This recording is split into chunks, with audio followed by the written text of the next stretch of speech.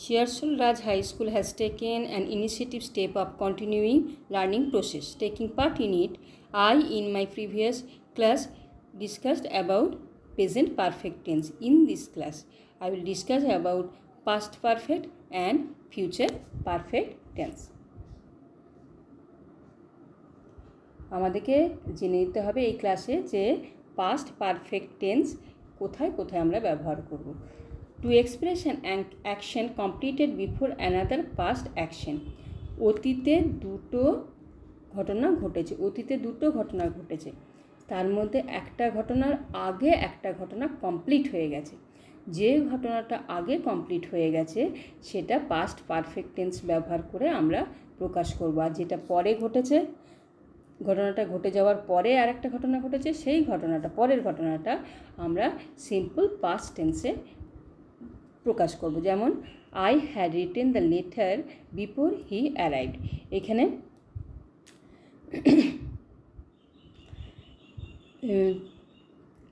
আমি একটা চিঠি লিখেছিলাম তার আসার আগে। দুটো ঘটনা ঘটেছিল, একটা আমার চিঠি লেখা আর একটা তার আসা। দুটোর মধ্যে কোনটা আগে ঘটেছিল? আমার চিঠি লেখাটা। তাই এটা আমি পাস্ট পারফেক্ট টেন্সে প্রকাশ করব। আর পরে তা এসেছিল যে সেই ওই ঘটনাটা আমি সিম্পল পাস্ট টেন্সে করব। কেমন? I had written the letter. I had written, এখানে পাস্ট পারফেক্ট টেন্স ব্যবহার করলাম। পরেরটা দেখো, he left the house after I had গান অ্যাওয়ে। আমি যাবার পরে সে বাড়ি ছেড়ে গেছে বা সে গেছে। সেক্ষেত্রে কোন ঘটনাটা আগে ঘটেছে? না, আমার যাওয়া। তাই আই হ্যাড গান, এটা পাস্ট পারফেক্ট টেন্স ব্যবহার করা হয়েছে। Next, the house had been empty for several months when I bought it. আমি যখন বাড়িটা কিনেছিলাম তার আগে অনেক দিন বাড়িটা এমটি ছিল বা ফাঁকা পড়েছিল। এখানে কোন ঘটনাটা ঘটেছিল আগে? বাড়িটা ফাঁকা পড়েছিল, তারপরে আমি কিনেছিলাম। তাই the house had been empty, এখানে পাস্ট পারফেক্ট ব্যবহার করলাম। এরপরে আমাদের মনে একটা কোশ্চেন আসবে যে কখন আমি কোন দুটো ঘটনাটা ঘটবে, কোন ঘটনাতে আমি পাস্ট পারফেক্ট ব্যবহার করব। এটা মনে রাখার জন্য একটা সহজ উপায় হচ্ছে বিফোর আফটার আফটার। মানে সেন্টেন্সে যদি বিফোর শব্দটা থাকে তাহলে তার আগে যে সেন্টেন্সটা থাকবে, যে পার্টটা থাকবে, সেখানে পাস্ট পারফেক্ট ব্যবহার করা হবে। আর যদি অথবা যদি সেন্টেন্সের মধ্যে আফটার শব্দটা থাকে তাহলে আফটারের পরে, আফটার মানে পরে, তাহলে আফটারের পরে যে সেন্টেন্স বাক্যাংশটা থাকবে সেটাতে পাস্ট পারফেক্ট ব্যবহার করতে হবে। পরের দেখো, আনরিয়েলাইজড hope, wish or past events that did not happen. কোনো আশা বা ইচ্ছা বা কোনো একটা ঘটনা যেটা অতীতে ঘটেনি, মানে অতীতে কোনো ঘটনা বা ইচ্ছা বা কোনো আশা সে যেটা আনরিয়েলাইজড মানে ঘটেনি, সেটা প্রকাশ করার জন্য আমরা পাস্ট পারফেক্ট ব্যবহার করে থাকি। If I had gone there I would have visited him. এখানে যদি আমি যেতাম তাহলে তার সঙ্গে আমার দেখা হতো, আমি যাইনি, তাই অতীতে ঘটনাটা ঘটেনি। সেক্ষেত্রে আই হ্যাড গান এই কথাটা মানে পাস্ট পারফেক্ট ব্যবহার করা হয়েছে। I wish you had told me the truth. আমার আশা ছিল বা আমার মানে আশা একটা যেটা তুমি করোনি, সেটা হচ্ছে তুমি সত্যি কথাটা বলোনি। সেই জন্য you had told me the truth, had told এই অংশটাতে আমি পাস্ট পারফেক্ট ব্যবহার করেছি। এরপরে আমরা যাই কোথায় ফিউচার পারফেক্ট ব্যবহার করব। ফিউচার পারফেক্টের ক্ষেত্রে হচ্ছে কমপ্লিশন ইন ফিউচার। প্রথমে আমরা বলেছিলাম যে পারফেক্ট মানে হচ্ছে কোনো কাজ যেটা শেষ হয়ে গেছে সেরকম বোঝায়। তাই এক্ষেত্রে ভবিষ্যতে শেষ হবে সেই রকম বোঝাচ্ছে, তখন আমরা ফিউচার পারফেক্ট ব্যবহার করব। ভবিষ্যতে শেষ হবে, কমপ্লিশন ইন ফিউচার। কেমন? He will have finish the work by next week. সে কাজটা সামনের সপ্তাহে শেষ করবে। এখানে কাজটা এখনও সে শেষ করেনি। I shall have written my exercise by then. আমার সেই সময় এক্সারসাইজটা লেখা কাজটা শেষ হয়ে যাবে। সেইটা বোঝানোর জন্য আমি ফিউচার পারফেক্ট টেন্স ব্যবহার করছি। প্রেডিক্টিং দ্য প্রেজেন্ট, এটা কি না will have plus past participle, এটা ব্যবহার করে আমরা কোনো কিছু ঘটনা ঘটে গেছে এমন অনুমান বোঝাতে ব্যবহার করি, মানে অনুমান করা হচ্ছে। উদাহরণ দেখলে বোঝা যাবে he will have left by now, সে এখন চলে যাবে। গেছে কিনা আমি শিওর নই, আমি অনুমান করছি, তাই আমি ব্যবহার করছি হি উইল হ্যাভ লেফট। এখানে শ্যাল বা উইল এই অক্সিলারিটা ব্যবহার করে আমরা ফিউচার পারফেক্ট বোঝাতে সাহায্য করছি। আর হ্যাভ লেফট যেটা পাস্ট প্রেজেন্ট পারফেক্টের ক্ষেত্রে ব্যবহার করেছি সেইটা, আর তার সঙ্গে উইল অথবা shall. Next example, the program will have finished before you go to watch it. তুমি যাবার আগেই প্রোগ্রামটা শেষ হয়ে যাবে। এখানে অনুমান করা হচ্ছে।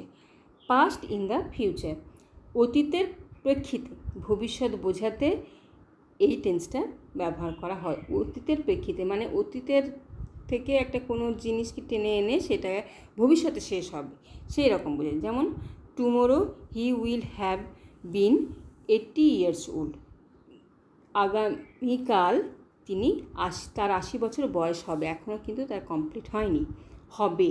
কবে হবে? আগামীকাল, মানে ভবিষ্যতে হবে।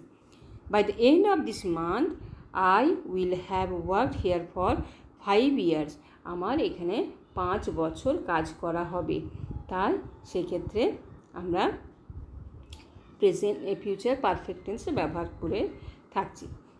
এরপর আমরা দেখছি কেমনভাবে পাস্ট পারফেক্ট বা ফিউচার পারফেক্ট আমরা ফর্মটা ব্যবহার করছি।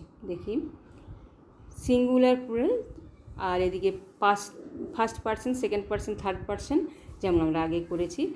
এখানে দেখো I had done, we had done, you had done, you had done, he বা সি অথবা ইট হ্যাড ডান, আর দে হ্যাড ডান। এখানে কিন্তু সবগুলোতেই হ্যাড ব্যবহার করা হচ্ছে, কোনো ভ্যারিয়েশন নেই।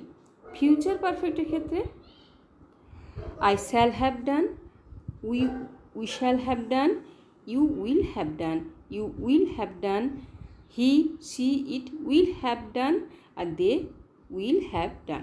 এক্ষেত্রে আই এর ক্ষেত্রে শ্যাল বা উইল, আই আর উই এর ক্ষেত্রে শ্যাল বা উইল এটা ব্যবহার করা হয়ে থাকে। তো মানে দুটোই ব্যবহার হয়ে থাকে, বাকি সবগুলোই ওই উইলটাই ব্যবহার করা হবে। এরপর আমরা দেখে নেব যে present perfect, past perfect, future পারফেক্টের নেগেটিভ যদি সেন্টেন্স থাকে, কোনো নেগেটিভ স্ট্রাকচার যদি থাকে, নটটা আমরা কোন জায়গায় ব্যবহার করব। প্রেজেন্ট পারফেক্টের ক্ষেত্রে আই হ্যাভ নট ডান ইট, এখানে কি হলো, হ্যাভ আর ডান এই দুটোর মাঝে নটটাকে আমরা ব্যবহার করলাম। পাস্ট পারফেক্টের ক্ষেত্রে I had not seen it before, তাহলে এক্ষেত্রে হ্যাড আর সিনের মাঝখানে আমরা নটটাকে ব্যবহার করছি, between had and seen. Perfect future পারফেক্টের ক্ষেত্রে he will have not left, এখানে হ্যাভ আর লেফট মানে অক্সিলারি হ্যাভ আর মেন ভার্ব যে লেফট, এখানে তার মাঝে নটটাকে ব্যবহার করা হচ্ছে। এরপর আমরা দেখব ইন্টারোগেটিভ সেন্টেন্স স্ট্রাকচারে কেমন করে আমরা পারফেক্টটাকে ব্যবহার করব। ইন্টারোগেটিভের ক্ষেত্রে প্রেজেন্ট পারফেক্টের ক্ষেত্রে হ্যাভ বা হ্যাজ যা থাকবে সে সামনে আসবে, তারপরে subject. Have they missed the bus, এখানে হ্যাভটা সামনে এনে আমরা ইন্টারোগেটিভ সেন্টেন্সটা করছি। পাস্ট পারফেক্টের ক্ষেত্রে had I seen it before, হ্যাডটা সামনে চলে আসছে।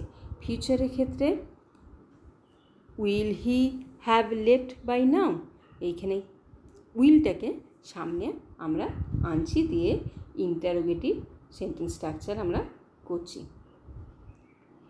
এরপরে আমি বলবো যে আমি প্রথম থেকে বলে আসছি যে পারফেক্ট টেন্সের ক্ষেত্রে পাস্ট পার্টিসিপেল ফর্মটা ব্যবহার করা হয়, ভার্বের পাস্ট পার্টিসিপেল ফর্মটা ব্যবহার করা হয়। তো ভার্বের পাস্ট পার্টিসিপেল ফর্মটা আমরা কোথায় পাবো? আমরা যদি টেন্সের চ্যাপ্টারটা খুলি গ্রামারে, সেখানে যে যেখানে ভার্বের দেখা যাবে যে রেগুলার আর ইরেগুলার ভার্ব আছে, সেইখানে 3টে ফর্ম থাকে। বেস ফর্ম, যে ফর্মটা আমরা প্রেজেন্ট টেন্সে ব্যবহার করি। পাস্ট টেন্সের সিম্পল পাস্টের ক্ষেত্রে আমরা পাস্ট টেন্সটা ব্যবহার করি, আর পাস্ট পার্টিসিপেলটা পারফেক্টের ক্ষেত্রে ব্যবহার করি। যেমন একটা দেখলে আমরা বুঝতে পারবো, বাই বট, ক্যাচ কট, এই যে এরকমভাবে আমাদেরকে পড়তে হয়। এখানে বাইটা কেমন? আই বাই এ কাইট, আমি প্রেজেন্ট টেন্সে বললাম। I bought a kite yesterday, এটা আমি পাস্ট টেন্সে বললাম। আর I have bought a kite, এটা প্রেজেন্ট পারফেক্ট টেন্সে বললাম। বোঝা গেল? তাহলে বেস ফর্ম, পাস্ট টেন্স আর পাস্ট পার্টিসিপল, এগুলো কিন্তু আমাদের টেন্স জানার জন্য আমাদের খুবই জরুরি।